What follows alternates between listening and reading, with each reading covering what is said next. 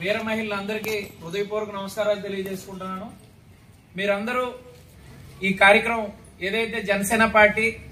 శ్రీ పవన్ కళ్యాణ్ గారు రాష్ట్ర ఉప ముఖ్యమంత్రి ఆయన పిలుపు మేరకు ఈరోజు ఏదైతే రాక్షస పాలన పోయి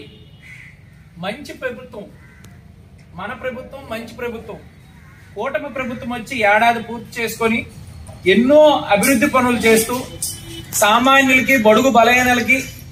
బలహీన వర్గీయులకి అందరికీ దగ్గరవుతూ ఎవరెవరికి ఏదైతే రోడ్లు ఇంతకు ముందు రోడ్ల సమస్యలు కానీ, కాలువల సమస్యలు కానీ, అలాగే అనేక సమస్యలు మున్సిపాలిటీలో ఎన్నో సమస్యలు ఉన్నాయి. ఇప్పుడు మన ఆమదాల మున్సిపాలిటీలో ఎన్నో సమస్యలు తీర్చుకొని కూటమి ప్రభుత్వం